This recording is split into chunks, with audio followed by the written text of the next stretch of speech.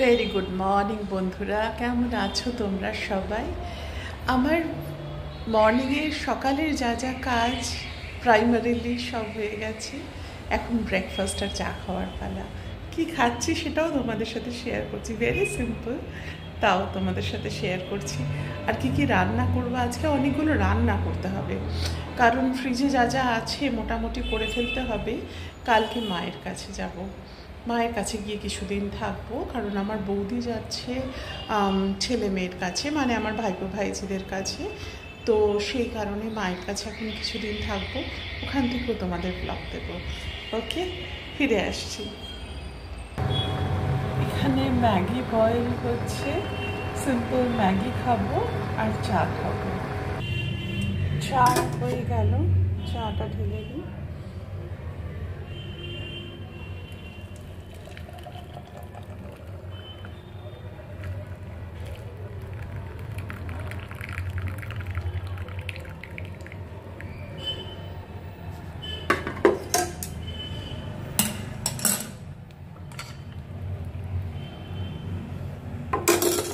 কাপটাও আমার ইয়েলো। চলো আসছি।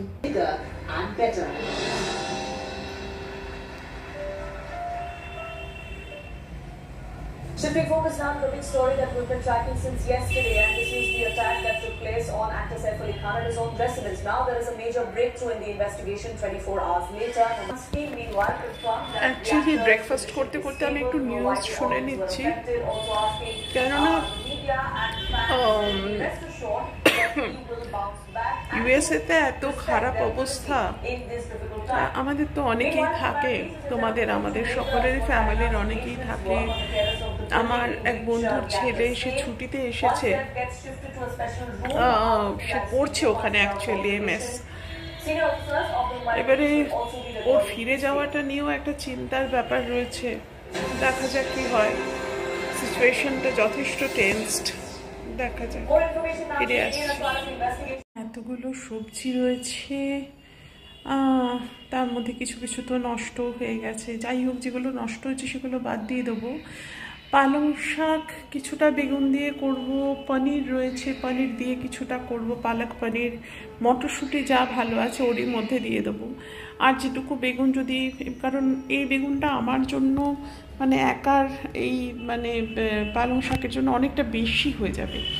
তো আমি কি করব, বেগুন কিছুটা ভেজে নেব আর কিছুটা পালং শাক দিয়ে দেবো, তাহলেই ব্যাপারটা ব্যালেন্স হয়ে যাবে। কি বলো, ঠিক কি না? সব কিছু ভাবনা চিন্তা করে করতে হয়, একলার জন্য রান্না ইজ ভেরি ডিফিকাল্ট।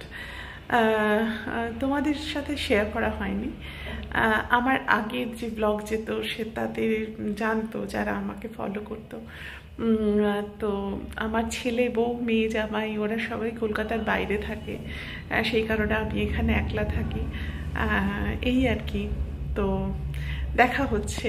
ওকে, রান্না বান্নাগুলো করে নিই, রান্না করে তোমাদেরকে দেখাবো কি কি রান্না করলাম। ওকে, ফ্রিজ পরিষ্কার করতে হবে, অনেক কাজ গো আজকে, প্রচুর কাজ।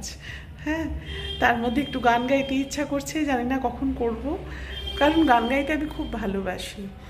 তোমাদের শুনতে ভালো লাগবে কিনা আমি জানি না, কিন্তু আমি খুব ছোট থেকে বলতে পারো গান আমার ফার্স্ট লাভ।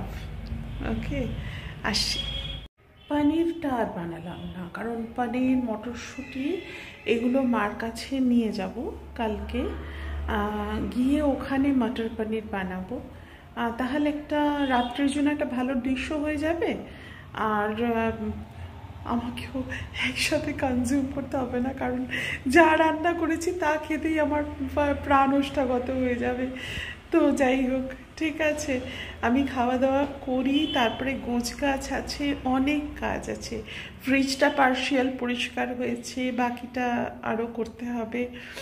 তো যাই হোক, আগে আগে খাওয়া দাওয়াটা সারি, তাই না? হ্যাঁ, এইটা আর বানালাম না। এই কি বানিয়েছি দেখো, বেগুন ভাজা, পালং শাকের ঘন্ট, আর ডিমের অমলেট, আর ডাল আছে। আর একটা মানুষ, এসব দেখি আমার হাঁপিয়ে যাচ্ছি। আমি খুব বেশি কিছু মানে খাওয়াটা অ্যাভয়েডই করি। খেতে ভালোবাসা আর খাওয়া, তার মধ্যে ডিফারেন্স আছে না।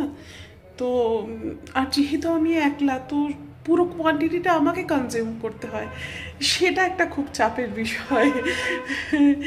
ঠিক আছে, খাওয়া দাওয়া করি, হ্যাঁ, ডাল আছে, তার সঙ্গে দই আছে, তো চাপের ব্যাপার।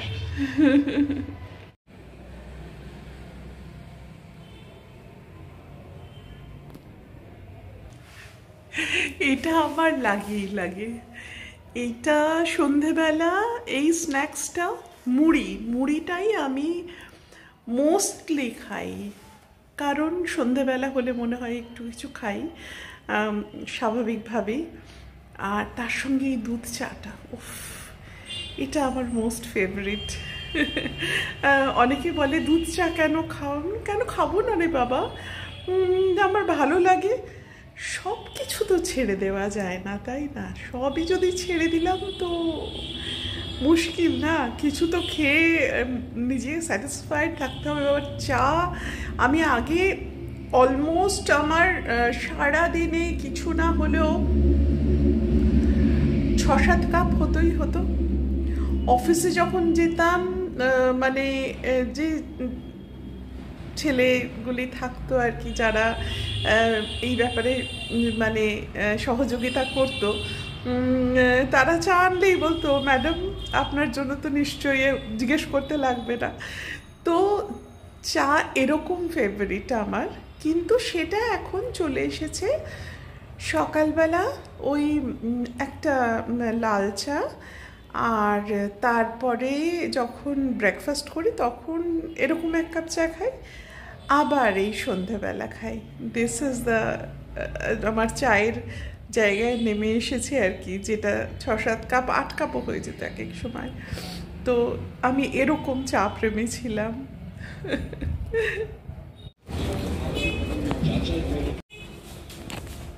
সবচেয়ে অপছন্দের কাজ যেটা, সেটা হচ্ছে ওষুধ, কিন্তু সেগুলো না আনলে আমার চলে না, থাকবো না। সেই জন্য সব একসাথে ওষুধ অনেকটা নিয়ে চলে এলাম।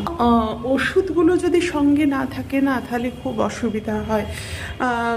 ওগুলো ব্যাগে থাকলে আমার মনে হয় যে হ্যাঁ, সেফ অ্যান্ড সিকিওর, কারণ ডেইলি কনজিউমের ব্যাপার থাকে না। তো এইবারে দেখো না, এখানে প্রচুর জামা কাপড় সব এদিক ওদিক হয়ে আছে আমার, কখন যে কি করব। আর টায়ার্ড হয়ে ঘুমিয়ে পড়েছিলাম অ্যাকচুয়ালি, যার জন্য আরও অসুবিধা হয়ে গেল। সব ছড়িয়ে পড়ে আছে, আর যাই হোক, করতে তো হবেই, আমাকেই করতে হবে, তাই না? না, এই সব জামা কাপড় এগুলো সব ঠিক করব, তার সঙ্গে সোফা টোফা সব এদিক ওদিক হয়ে আছে, সব ঠিকঠাক করে এই জানলাটায় পর্দাটা কাঁচা হয়েছিল, সেটা লাগানো হয়নি, এখানে রয়েছে, সেই পর্দা লাগাবো। প্রচুর কাজ, অনেক কাজ। আর সঙ্গে একটু টেনশনও আছে, কারণ মায়ের শরীরটা তো খুব একটা ভালো না, তো ওইটার জন্য একটু চিন্তাতেও আছি আর কি। দেখা হচ্ছে তোমাদের সঙ্গে কালকে, ছোট্ট একটা ভিডিও দিলাম, কারণ এখনও আমার অনেকগুলো কাজ বাকি। সন্ধে 7টা বেজে গেছে, 7টা না 7:30 বোধহয় বেজে গেছে। এখন আমার সব কাজগুলো ওয়াইন্ড আপ না করলে মুশকিলে পড়ে যাব। কালকে দেখা হচ্ছে, হ্যাঁ, ওকে। থার্সডে ছাড়া প্রত্যেক দিন আমার ভিডিও আসবে, থেকো সঙ্গে। এবারে মায়ের ওখানে গিয়ে কি রান্না বান্না করি, সিম্পল রান্না হবে, কিন্তু আমি তোমাদের সাথে শেয়ার করার চেষ্টা করব। ওকে, ভালো থেকো সকলে।